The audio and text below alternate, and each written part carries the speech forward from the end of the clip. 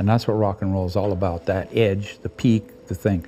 And this song's about rock and roll. He doesn't follow trends. He doesn't play it safe. Neil Young simply feels, and generations have followed wherever he leads. For over 60 years, his voice has been the sound of searching itself.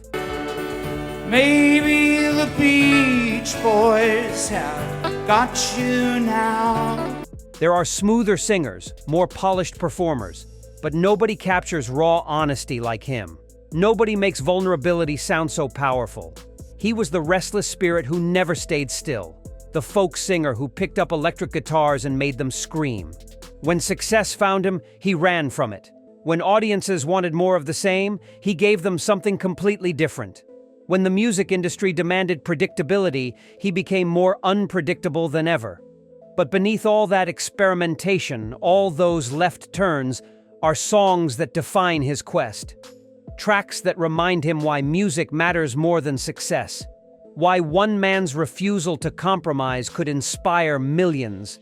I think very good shape to deliver a top quality performance. Young remembers which songs felt true when everything else felt calculated. He's recorded dozens of albums, reinvented himself countless times. But 10 songs capture his complete journey, from acoustic troubadour to electric warrior, from poet to prophet. The restless seeker has chosen. His selections tell the story of never standing still. 10. Cinnamon Girl.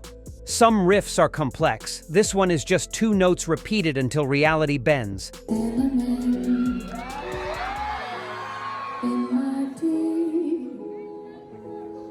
Cinnamon Girl came from a fever dream, literally. Young was sick with high temperature when he wrote it, the simplicity born from delirium. I loved it so much that I would, put nickels and dimes in the jukebox to play it over and over. That 2-note guitar line played through the entire song, hypnotic and relentless. Sometimes less really is everything. The song appeared on Everybody Knows This Is Nowhere with Crazy Horse, marking the beginning of a partnership that would define rock music.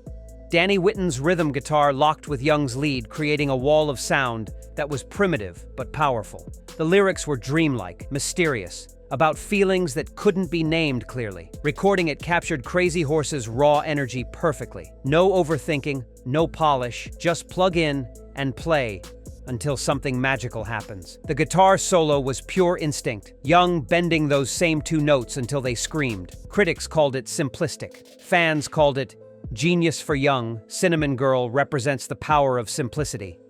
How limitations create rather than restrict. 9. The Needle and the Damage Done. Some songs are warnings.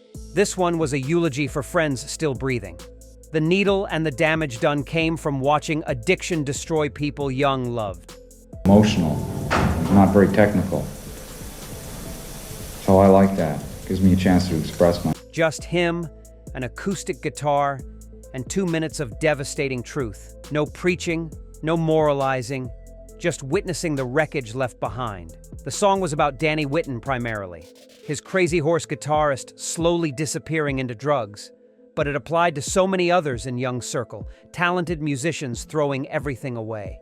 Young wrote it as both memorial and warning, knowing some listeners would hear it too late. He performed it solo, voice cracking with emotion, guitar work delicate as glass. The brevity was intentional, saying everything needed then stopping. No wasted words, no extended metaphors, just direct testimony about watching talent die slowly. Live performances were always difficult. Young could see audience members recognizing themselves or people they loved in those lyrics. The song became universal despite being intensely personal. For Young, Needle represents art's responsibility to tell uncomfortable truths. 8. Helpless. Some songs are about places. This one is about the feeling of home. Helpless came from Young's childhood in small-town Ontario, those early years that shape everything that follows. You got me helpless. Look into your eyes and the sky's the limit. I'm helpless. The town wasn't specific, more a composite of feelings and memories blurred by time. But the longing was absolutely real. Young wrote it during his CSNY days, bringing Canadian melancholy to the California supergroup. Stephen Stills wanted to play it faster, get to the chorus quicker. Young pushed the session to 4 in the morning, waiting until everyone was too tired to rush. That exhaustion became the song's defining quality. The vocal harmonies from Crosby, Stills, and Nash wrapped around Young's fragile lead like warm blankets. But underneath was isolation, that feeling of being helpless even when surrounded by success and friends. The word meant more than powerless. It meant unmoored, disconnected from the place that made you. For Young, Helpless represents the impossibility of going home, how the past exists perfectly only in memory. 7. Cortez the Killer. Some solos are planned. This one was a trance. Cortez the Killer stretched past 8 minutes. Young's guitar weaving hypnotic patterns over 3 chords, repeating endlessly. We came dancing across the water. The song used Spanish conquest as a metaphor for something deeper, about civilizations lost, innocence destroyed, beauty murdered by greed. But really, it was about the guitar speaking what words couldn't. The main riff was almost meditation, cycling forever. Billy Talbot's bass anchored it, Ralph Molina's drums kept perfect time, and Young's guitar painted entire civilizations rising and falling. The solo wasn't technical showmanship, it was emotional architecture, building feeling upon feeling until something transcendent emerged. Recording captured them locked in the groove, no one wanting to break the spell. Young's fingers found notes that seemed to exist outside standard scales, bending strings until they cried about things 500 years gone. Critics debated the historical accuracy. Fans understood history was just the vehicle. For Young, Cortez represents music as time travel. How guitars speak about things words trivialize. 6. Like a Hurricane. Some songs start clean. This one started mid-storm. I'm just a dreamer, and you are just a dream. Like a Hurricane opens with Young already in the middle of the solo, the engineer hitting record during rehearsal. That abrupt beginning became the song's signature, throwing listeners directly into chaos. No warning, just immediate intensity that doesn't let up. Young wrote it during vocal cord surgery recovery, unable to sing for weeks. The frustration poured into his guitar. Old Black screaming through amplifiers at volumes that made walls shake. Pancho Sampedro's organ swirled underneath, creating an atmosphere thick as storm clouds. When Young finally added vocals later, they matched the guitar's desperation perfectly. The tempo tricks listeners, feeling faster than it actually plays. Everything swims in circles, hypnotic and dangerous. Extended jams live could stretch 15 minutes. Young lost completely in the hurricane of sound. Audiences didn't just hear it, they felt buffeted by musical wind. For Young, Like a Hurricane represents controlled chaos. How sometimes the best songs capture you rather than you capturing them. 5. Rockin' in the Free World. Some protest songs age poorly. This one became more relevant.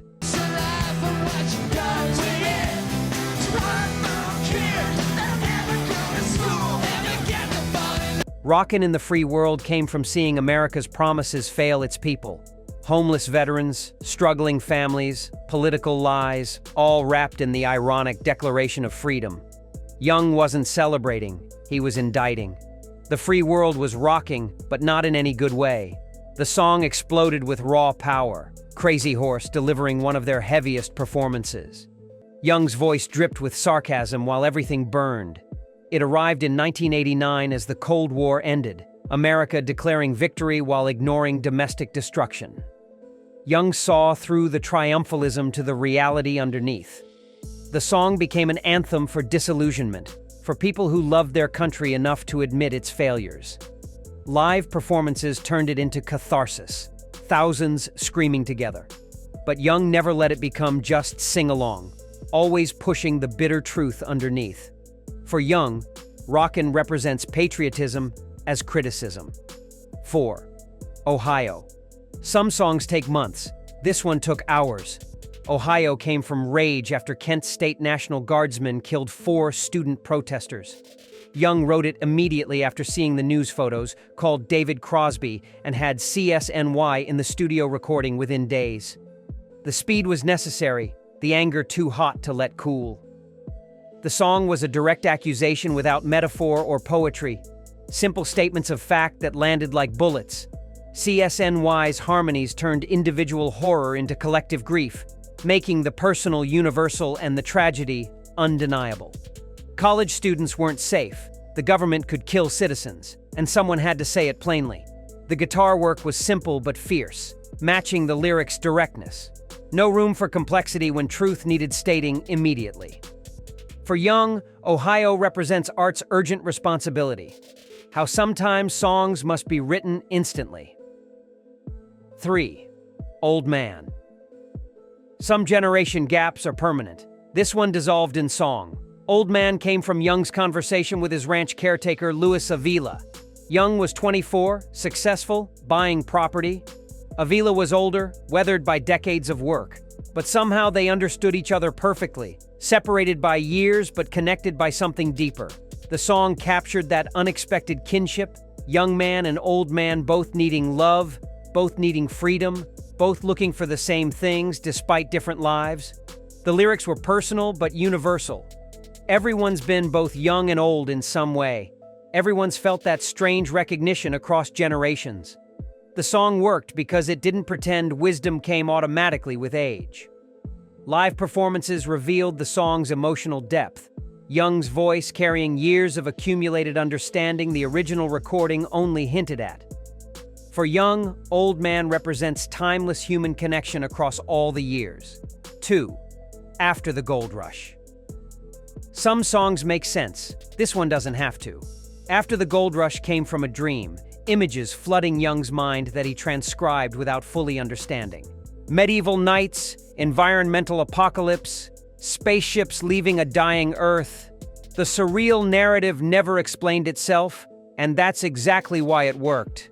Young recorded it mostly alone, just piano and voice, adding minimal instrumentation. The vulnerability was complete, his voice reaching for high notes that conveyed desperation better than any lyrics could. The song felt ancient and futuristic simultaneously, past and future colliding in a 3-minute fever dream. Critics tried analyzing it for years. Young rarely clarified, letting the mystery remain. The song worked on feeling rather than understanding, each listener finding their own meaning in the apocalyptic images. It became prophetic about the environmental crisis without explicitly preaching. The falsetto chorus became iconic, Young's voice transcending normal registers to convey something beyond ordinary communication. It wasn't pretty singing, it was necessary singing. For Young, After the Gold Rush represents trusting instinct over logic. 1. Heart of Gold. Some songs change careers. This one made Young run from success. Heart of Gold became his only #1 hit, the song that put him in what he called the middle of the road. Radio loved it, audiences loved it, everyone wanted more of the same. So naturally, Young immediately did something completely different. Recorded for Harvest with James Taylor and Linda Ronstadt on backing vocals, the song was deceptively simple. Just Young searching for something real, something pure in a world that values everything else. The harmonica was lonesome, the acoustic guitar gentle, the whole thing radiating honest yearning. It succeeded too well. Young saw the trap of success laid, the pressure to repeat what worked, to become a prisoner of his own hit. After this, he deliberately made darker, weirder music. Not because the song was bad, but because success was dangerous. Fans still request it at every show. Young still plays it sometimes, but never without awareness of what it represents. For Young, Heart of Gold represents success's double edge. For Young, a song isn't real unless it risks something. These 10 represent his journey: simplicity, truth, home, transcendence, chaos, protest, connection, dreams, success, and escape. Which Neil Young song changed your life? Comment below and subscribe for more restless spirits sharing their souls.